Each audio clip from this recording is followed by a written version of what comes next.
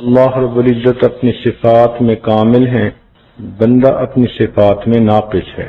بندے کا دیکھنا اتنا ناقص، یہ دائیں دیکھے اسے بائیں نظر نہیں آتا، آگے دیکھے تو پیچھے نظر نہیں آتا، اوپر دیکھے تو نیچے نظر نہیں آتا۔ اگر دن کی روشنی میں اسے نظر آتا ہے تو رات کی تاریکی میں نظر نہیں آتا۔ جبکہ اللہ رب العزت کا دیکھنا اتنا کامل ہے، کالی رات ہو، کالی چٹان ہو، اس کے اوپر اگر کالی چیونٹی بھی چل رہی ہو، اللہ تعالیٰ اس کو بھی چلتا ہوا دیکھتے ہیں۔ انسان کا سننا اتنا ناقص ہے کہ اگر یہ فون پہ کسی سے گفتگو کر رہا ہو اور قریب میں کوئی دو اور انسان بھی آپس میں گفتگو کریں تو یہ ڈسٹرب ہوتا ہے، اسے کہنا پڑتا ہے کہ جی آہستہ بولیں، مجھے بات سمجھ نہیں آ رہی۔ جبکہ اللہ رب العزت کا سننا اتنا کامل ہے کہ حضرت آدم علیہ السلام سے لے کر قیامت تک آنے والا آخری انسان، مرد، عورت، بچے اور بوڑھے، سب کے سب اگر ایک میدان میں جمع ہو جائیں اور ایک وقت میں اللہ رب العزت کے اپنی من مرضی کی دعائیں مانگیں، اللہ تعالیٰ اس پر قادر ہے کہ سب کی الگ الگ دعا کو سن لے، اور اس کے خزانے اتنے بڑے ہیں کہ اگر سب کو ان کی من مرضی کے مطابق عطا بھی کر دے تو اس کے خزانوں میں اتنی بھی کمی نہیں آتی، جتنا سوئی کو سمندر میں ڈبو کر نکالیں تو سمندر کے پانی میں کمی آتی ہے۔ ہم لوگ تو اللہ رب العزت کی تعریف کا حق بھی ادا نہیں کر سکتے، ہمارے پاس وہ علم نہیں، وہ معرفت نہیں، وہ الفاظ نہیں کہ جن کے ذریعے ہم اللہ رب العزت کی تعریف کر سکیں۔ کائنات میں سب سے زیادہ فصاحت اور بلاغت رکھنے والی ہستی حضرت محمد مصطفیٰ احمد مجتبی صلی اللہ علیہ وسلم نے ایک موقع پر خود ہی یہ فرما دیا، اللہم لا احصی ثناء علیک انت کما اثنیت علی نفسک، اے اللہ میں آپ کی تعریفوں کا احاطہ نہیں کر سکتا، آپ ایسے ہی عظیم ہیں جیسے آپ نے اپنی تعریفیں خود فرمائی۔ اللہ تعالیٰ نے تعریف کیا فرمائی؟ ارشاد فرمایا، قل لو کان البحر مدادا لکلمات ربی لنفد البحر قبل ان تنفد کلمات ربی ولو جئنا بمثلہ مددا۔ اے محبوب آپ فرما دیجئے، اگر ساری دنیا کے سمندروں کا پانی سیاہی بن جاتا اور اس سیاہی سے تیرے رب کی تعریفیں لکھنی شروع کی جاتی، سیاہی تو ختم ہو جاتی، تیرے رب کی تعریفیں کبھی ختم نہ ہوتی۔ بلکہ ایک اور موقع پر تو ایک قدم بڑھ کر بات کی، ارشاد فرمایا، وَلَوْ أَنَّ مَا فِي الْأَرْضِ مِن شَجَرَةٍ أَقْلَامٌ وَالْبَحْرُ يَمُدُّهُ مِن بَعْدِهِ سَبْعَةَ أَبْحُرٍ مَا نَفِدَتْ كَلِمَاتُ اللَّهِ، اگر ساری دنیا کے درختوں کی قلمیں بنا دی جاتی اور جتنا سمندروں کا پانی ہے اتنے 7 سمندر اور لائے جاتے، ان قلموں سے اور اس سیاہی سے تیرے رب کی تعریفیں لکھنی شروع کی جاتی تو ایک وقت آتا یہ قلمیں ٹوٹ جاتی، یہ سیاہی ختم ہو جاتی، تیرے رب کی تعریفیں کبھی بھی ختم نہ ہو۔ تو جو اتنی عظمتوں والا پروردگار ہے اس کے خزانوں کا کیا کہنا، اس کے بالمقابل ہم اپنے آپ کو دیکھیں، کتنے بے بس اور کتنے بے کس۔ اللہ تعالیٰ نے بات کھول دی، ارشاد فرمایا، یا ایھا الناس انتم الفقراء الی اللہ، اے انسانو تم سب کے سب اللہ تعالیٰ کے محتاج ہو، واللہ هو الغنی الحمید۔ تو جب انسان محتاج ہی ٹھہرا تو پھر محتاج کو ہمیشہ غنی سے مانگنا ہوتا ہے، اس مانگنے کا نام دعا ہے۔ لہذا ہر مرد اور عورت کو دعا مانگنے کا فن آنا چاہیے، یہ بھی ایک ترکیب ہے جو سیکھنی پڑتی ہے، ایک انداز ہے جو اپنانا پڑتا ہے۔ اللہ والوں نے ایسے اللہ رب العزت سے دعائیں مانگی کہ ان کو پڑھ کے دل خوش ہو جاتا ہے۔ نبی علیہ الصلوۃ والسلام نے ایسے ایسے الفاظ کے ساتھ دعائیں مانگی کہ جس سے رحمتوں کے دروازے خود بخود کھلتے چلے جاتے ہیں۔ آج چونکہ رمضان مبارک کی آخری مجلس ہے، اس لیے اس میں دعا ہی کے عنوان پر کچھ باتیں عرض کرنا مقصود ہے۔ امید ہے کہ آپ دل کے کانوں سے سنیں گی اور آئندہ اپنی نجی یا اجتماعی دعاؤں میں اس کے مطابق دعائیں مانگنے کی کوشش کریں گی۔ نبی علیہ الصلوۃ والسلام نے ارشاد فرمایا، الدعاء مخ العبادہ، دعا عبادت کا مغز ہے، یعنی دعا عبادت کا مکھن ہے، نچوڑ ہے۔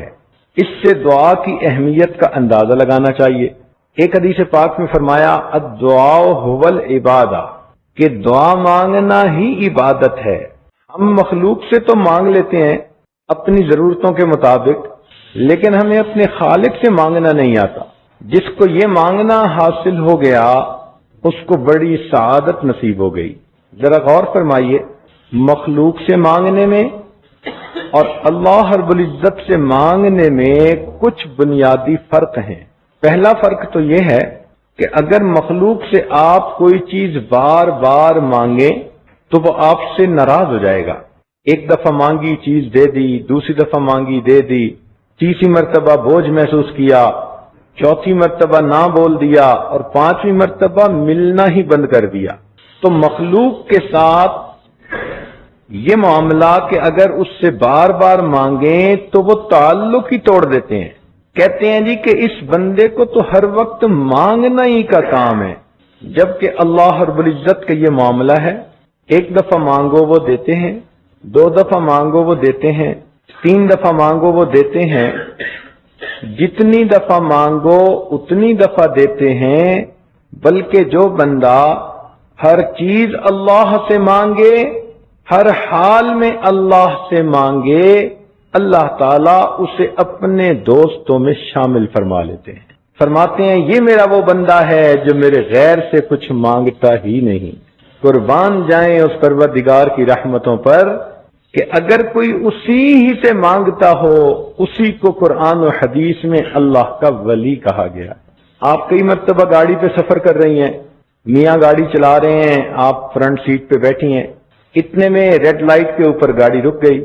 اب مانگنے والا کوئی آ گیا تو اس نے سائیڈ گلاس جو تھا اس کو ناک کرنا شروع کر دیا۔ آپ کے میاں نے اسے کہا معاف کر دو، مگر یہ مانگنے والے بھی بڑے مستقل مزاج ہوتے ہیں۔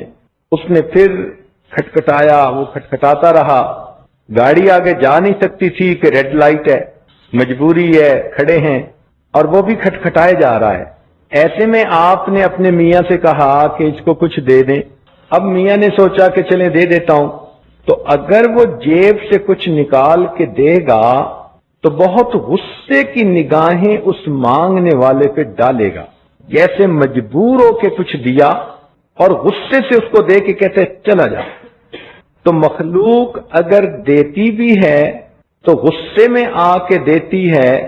قربان جائیں اس اللہ رب العزت پر کہ جب بھی اللہ رب العزت سے بندہ مانگے اللہ تعالی بہت رحمت کے ساتھ دیتے ہیں، وہ غصے کے ساتھ نہیں دیتے، ہمیشہ پیار کے ساتھ دیتے ہیں۔ مخلوق سے مانگنے میں یہ بھی مسئلہ کہ امیر آدمی سے تھوڑا مانگو تو وہ ناراض۔ اب کسی مجمع میں آپ کسی امیر سے کہیں جی کہ مجھے ایک پینی چاہیے، وہ کہے گا آپ نے میری بے عزتی کر دی۔ اور کسی غریب سے کہیں کہ جی مجھے $1 ملین چاہیے تو وہ ناراض، کہے گا پتہ نہیں اس نے سمجھا ہوا کیا ہے۔ تو امیر سے کم مانگو تو وہ ناراض، غریب سے زیادہ مانگو تو وہ ناراض، مگر اللہ رب العزت کا معاملہ اور ہے، اس سے بندہ زیادہ مانگے تو بھی وہ پیار سے دیتا ہے، تھوڑا مانگے تو بھی دیتا ہے، حتیٰ کہ جوتے کا ٹوٹا ہوا تسمہ بھی رب سے مانگے اللہ تعالیٰ وہ بھی پیار سے عطا فرما دیتے ہیں۔ مخلوق کی ایک بات یہ بھی ہے کہ اگر دن میں ان کے دروازے کھلے ہیں تو رات کے وقت تو ان کے دروازے ہی بند ہو جاتے ہیں، مگر اللہ رب العزت کا معاملہ اور ہے۔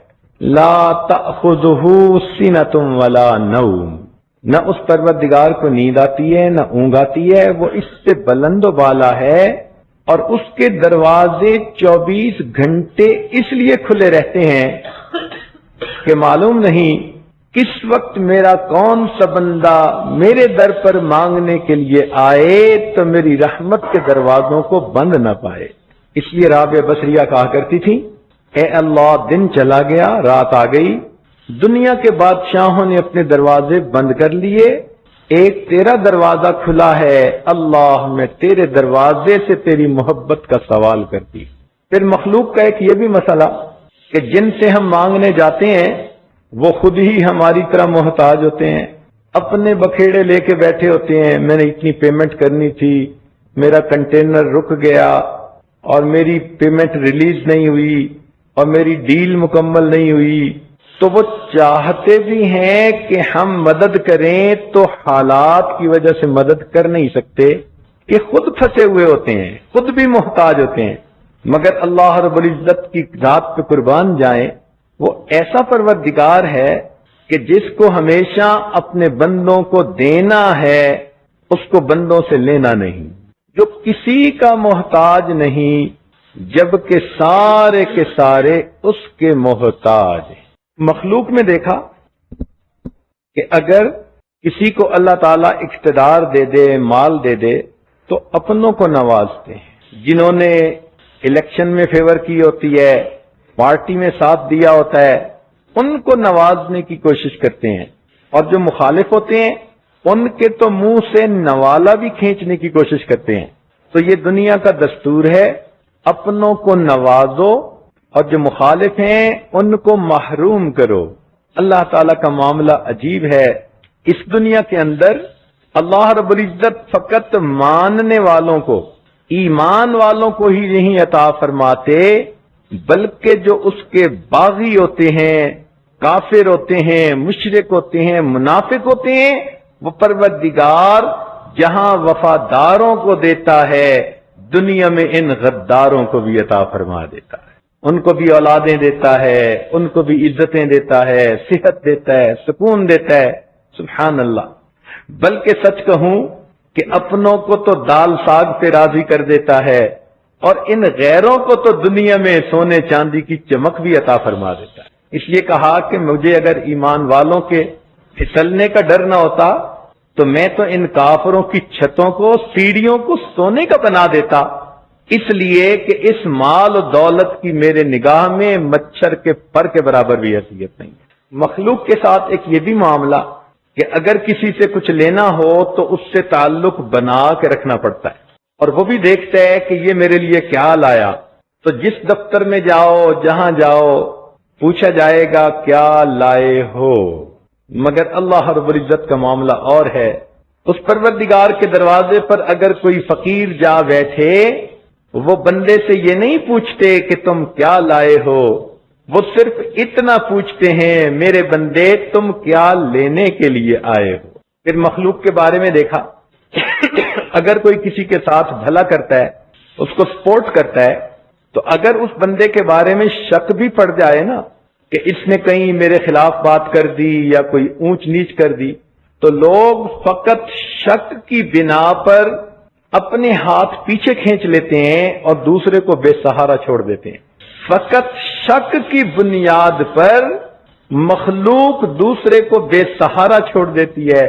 قربان جائیں اس پروردگار پر کہ جس کے گناہگار بندے جان بوجھ کے بھی گناہ کے مرتکب ہوتے ہیں، تو اس کے باوجود وہ اتنی حلیم ذات ہے، ان کو اپنے دروازے سے دھتکارتی نہیں، بلکہ ان کو بھی رحمت کے ساتھ بلاتے ہیں، میرے بندے گناہ تو کر بیٹھے، آؤ میرے دروازے پر تاکہ تم اپنے گناہوں کی معافی مانگو تو میں تمہارے گناہوں کو معاف کر دوں۔ آج کل اکثر یہ دیکھا گیا کہ لوگوں کو دعائیں کروانے کا بہت شوق ہوتا ہے، یہ بھی ایک اچھی عادت ہے۔ حدیث پاک میں آتا ہے کہ سیدنا عمر رضی اللہ عنہ عمرے کے لیے جا رہے تھے، تو نبی علیہ الصلوۃ والسلام نے تعلیم امت کی خاطر ان کو فرمایا، اے بھائی ہمیں اپنی دعاؤں میں نہ بھولنا۔ تو اس سے پتہ چلا کہ بھئی دعاؤں کے لیے بھی کہنا چاہیے، مگر ایک رتبہ اس سے بھی اونچا ہے۔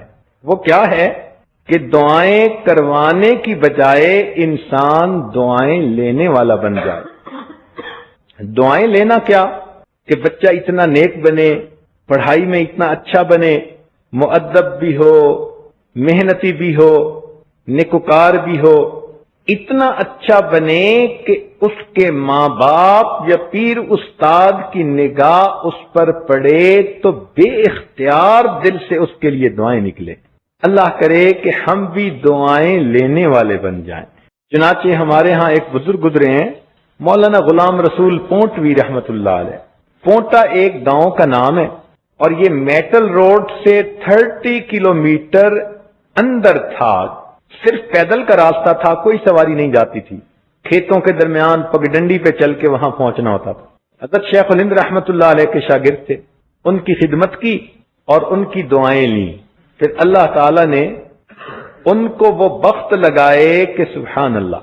زمانہ طالب علمی میں جب یہ دارالعلوم میں دور حدیث کر رہے تھے تو اس وقت رات کو چھپ کر اپنے شیخ کی رہائش گاہ اور دارالحدیث کے درمیان جو راستہ تھا اس کا جھاڑو دیا کرتے تھے، صفائی کیا کرتے تھے، اس محبت میں کہ اس راستے سے میرے استاد مکرم نے چل کے آنا ہے مجھے حدیث پڑھانے کے لیے۔ ایک مرتبہ رات کو کوئی جھاڑو نہ ملا تو سر کے اوپر ایک امامہ سا باندھا ہوا تھا، اسی کو اتار لیا اور اس راستے کو صاف کرنے لگے۔ اللہ تعالیٰ کی شان کہ حضرت شیخ الہند رحمت اللہ علیہ نے کھڑکی سے باہر جھانک کر دیکھا تو طالب علم کو صفائی کرتے پایا، بلا کے پوچھا، بات کھل گئی تو شیخ الہند رحمت اللہ علیہ نے دعا دی۔ اس دعا کا یہ نتیجہ نکلا کہ جب یہ لوٹ کر واپس آئے تو اپنے گاؤں میں پڑھانا شروع کیا۔ 300 طلباء گاؤں کے اندر ان سے پڑھا کرتے تھے اور ان کو ملک میں امام النحات کا لقب ملا تھا، نحویوں کا امام۔ فرمایا کرتے تھے کہ اگر پوری دنیا سے شرح جامی کو ضبط کر دیا جائے، یہ ایک کتاب ہے، اگر پوری دنیا سے شرح جامی کو ضبط کر دیا جائے اور پھر کوئی طالب علم غلام رسول کے پاس آ کر کہے کہ حضرت مجھے اس کی ضرورت ہے، میں اس کتاب کو اس کے متن اور حاشیے کے ساتھ دوبارہ لکھوا سکتا ہوں۔ پھر ان کو اللہ رب العزت نے 2 شاگرد دیے، دونوں کا نام عبداللہ، ایک عبداللہ بہلوی رحمت اللہ علیہ، اپنے وقت کے بڑے شیخ گزرے اور ان کا دورہ تفسیر اتنا معروف تھا کہ رمضان مبارک میں سینکڑوں علماء ان کے پاس حاضر ہو کر رمضان گزارتے تھے اور قرآن مجید کی تفسیر سیکھا کرتے تھے۔ اور دوسرے عبداللہ جن کا نام عبداللہ درخواستی رحمت اللہ علیہ، جو حافظ الحدیث تھے اور آسمان علم کے اوپر چمکتے ہوئے سورج اور چاند کی مانند تھے۔ تو جن کو استادوں کی دعائیں لگتی ہیں پھر بخت بھی انہی کو لگا کرتے ہیں۔ نبی علیہ الصلوۃ والسلام کی خدمت میں بھی 2 نوجوان تھے اور دونوں کا نام عبداللہ تھا، بلکہ 3 تھے، اور تینوں خدمت میں آگے بڑھنے کی کوشش کرتے تھے۔ تو حدیث پاک میں آتا ہے کہ اللہ تعالیٰ کے محبوب صلی اللہ علیہ وسلم ان کے لیے تہجد کی نماز میں نام لے کر دعائیں مانگا کرتے تھے۔ نبی علیہ الصلوۃ والسلام کی دعاؤں کا یہ اثر ملا کہ وہ تینوں عباد اللہ جو تھے اپنے اپنے فن کے امام بنے۔ عبداللہ ابن عباس امام المفسرین بنے، عبداللہ ابن مسعود رضی اللہ عنہ امام الفقہاء بنے، اور عبداللہ ابن عمر رضی اللہ عنہ امام المحدثین بنے۔ تو اللہ کرے کہ ہم بھی اپنے ماں باپ کی خدمت کریں، اساتذہ کی خدمت کریں، بڑوں کی خدمت کریں اور ہم بھی ان کی دعائیں لینے والے بن جائیں۔ اللہ رب العزت کو یہ بندوں کا مانگنا اتنا پسند ہے کہ قرآن مجید میں فرمایا وَإِذَا سَأَلَكَ عِبَادِي عَنِّي فَإِنِّي قَرِيبٌ۔ اب یہاں پر ایک علمی نکتہ سمجھ لیجئے کہ قرآن مجید میں بہت سارے سوال پوچھے گئے اور ان کے جواب بھی اللہ تعالیٰ نے نبی علیہ السلام کی زبان فیض ترجمان سے دلوائے۔ تو ایک انداز ہے سوال پوچھنے کا اور اس کے جواب نقل ہونے کا۔ مثلا یسألونک عن الاہلہ، یہ سوال ہے، قل ہی مواقیت للناس والحج، یہ نبی علیہ السلام کی زبان مبارک سے اس کا جواب دلوایا گیا۔ یسألونک عن الیتامی، یہ سوال ہے، قل اصلاح لہم خیر، یہ اس کا جواب زبان سے دلوایا گیا۔ یسألونک عن المحیض، یہ سوال ہے، قل هو اذن فاعتزلوا النساء فی المحیض۔ تو معلوم ہوا کہ ایک انداز سے سوال کو نقل کیا گیا اور پھر قل کے الفاظ سے اس کے جواب دلوائے گئے۔ ایک سوال قرآن مجید میں ایسا ہے کہ جو اللہ تعالیٰ کو اتنا پسند آیا کہ اس کے لیے قرآن مجید کے ضابطے کو بھی اللہ تعالیٰ نے بدل کے رکھ دیا، سوال و جواب کے انداز کو بھی بدل کے رکھ دیا۔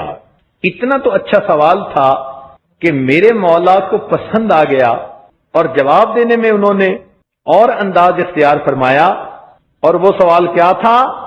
وَإِذَا سَأَلَكَ عِبَادِي أَنِّي، اور جب یہ بندے آپ سے میرے بارے میں پوچھیں فَإِنِّي قریب، میں تو بہت قریب ہوں۔ یہاں کل کے لفظ کا بھی درمیان میں فاصلہ اللہ نے گوارا نہیں فرمایا۔ اب بتائیے، جو پروردگار اپنے بندوں کے اتنا قریب ہو اور اتنا پسند کرے کہ میرے بندے میرے سامنے مانگیں، اپنی پیشانیاں ٹیکیں، اپنے دامن پھیلائیں، اس پروردگار سے اگر ہم نہ لے سکیں تو یہ تو سراسر ہمارا اپنا قصور ہے۔ ایک نقطے کی بات سمجھیے کہ جو سخی ہوتا ہے نا، اس سے اگر مانگنے والا مانگے، تھوڑا بھی مانگے، تو سخی اس کو زیادہ دیتا ہے۔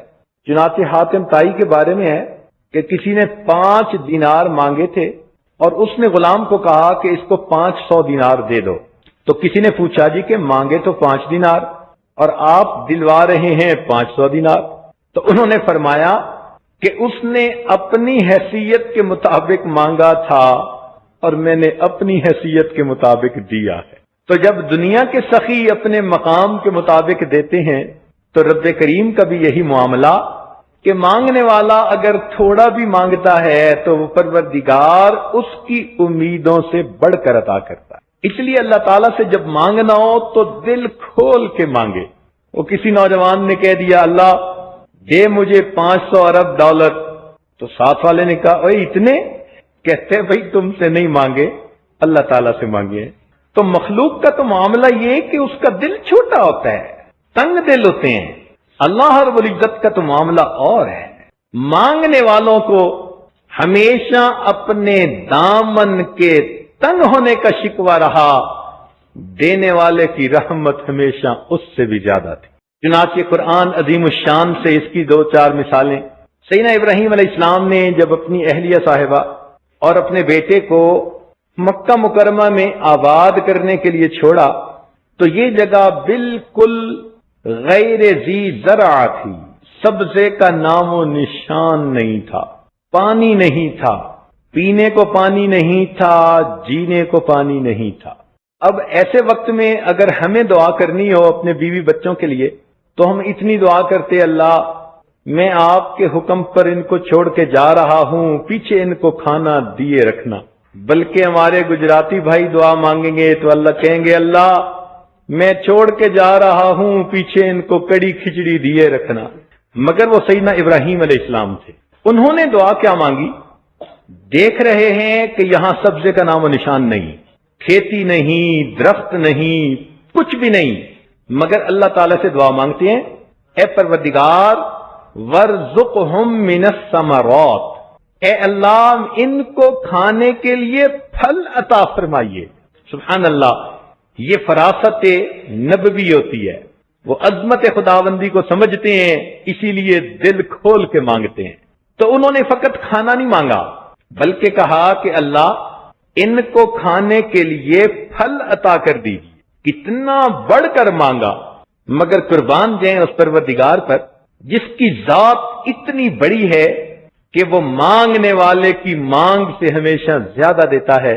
چنانچہ قرآن مجید میں اللہ تعالیٰ نے ان کی دعا کی قبولیت کے جواب میں کہا کہ یہ جگہ ایسی ہے یجبا الیہ ثمرات کل شیء، حالانکہ عام طور پر تو ثمرات اشجار پر ہوتے ہیں، درختوں پہ ہوتے ہیں، مگر اللہ تعالیٰ نے یہاں ثمرات الاشجار نہیں فرمایا بلکہ کہا یجبا الیہ ثمرات کل شیء، ہر چیز کا ثمر یہاں پہنچے گا۔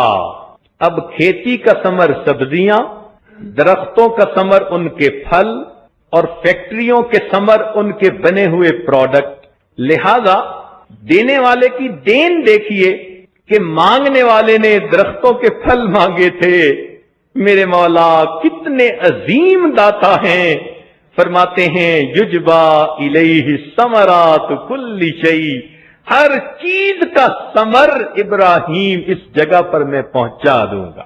آج دنیا میں جہاں بھی کوئی چیز بن رہی ہے آپ دیکھیں وہ مکہ مکرمہ میں آپ کو اویلیبل ہوتی، اور تو اور انسانوں کا ثمر ان کی اولاد ہوتی ہے۔ قرآن مجید میں اس کو دل کا ثمر کہا گیا کہ ماں باپ کے دل کا پھل ہوتا ہے اولاد۔ تو لوگ آج اس ثمر کو بھی وہاں بھیجنے کے لیے بےتاب، دعاؤں کے لیے آتے ہیں، اور جی دعا کرو میرے بچے کا سعودی عرب میں کام بن جائے۔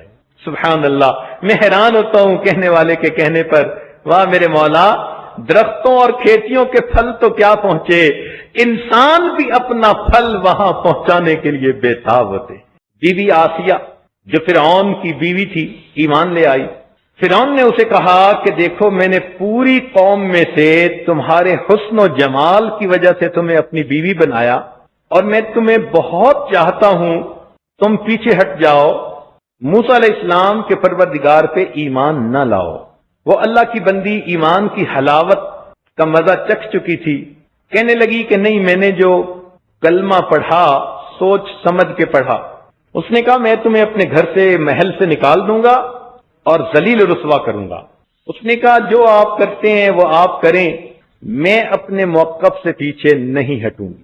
عورت کہلاتی تو صنف نازک ہے، لیکن جب اس کا یقین بن گیا ہو اور یہ کسی جگہ پہ اڑ جائے تو پھر پہاڑوں جیسی استقامت دکھا دیتی ہے۔ چنانچہ فرعون نے اسے بے لباس کر کے اپنے محل سے دھکا دے دیا۔ عورت کے لیے گھر سے بے گھر ہونا سب سے بڑا صدمہ ہوتا ہے۔ اس سے بڑا دکھ کسی عورت کو کوئی دنیا میں نہیں مل سکتا کہ وہ بے آسرا ہو جائے، بے سہارا ہو جائے، دنیا میں جو چھت ملی تھی اس سے اس کو دھکا دے دیا جائے۔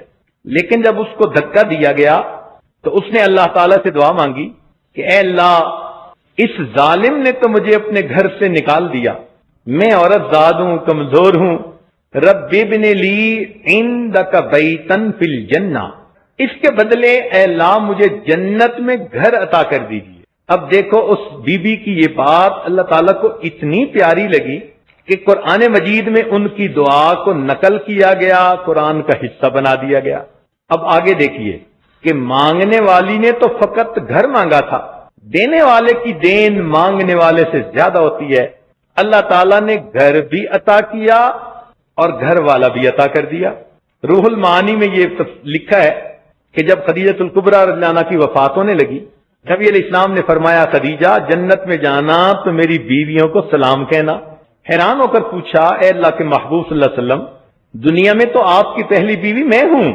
فرمایا بالکل ٹھیک ہے، مگر اللہ رب العزت نے بی بی آسیہ اور مریم کو جنت میں میری بیویوں میں شامل فرما دیا۔ مانگنے والی نے گھر مانگا تھا، میرے مولا اس کو تو تصور بھی نہیں ہوگا کہ گھر مانگنے کے بدلے میں کیسا گھر والا مل جائے۔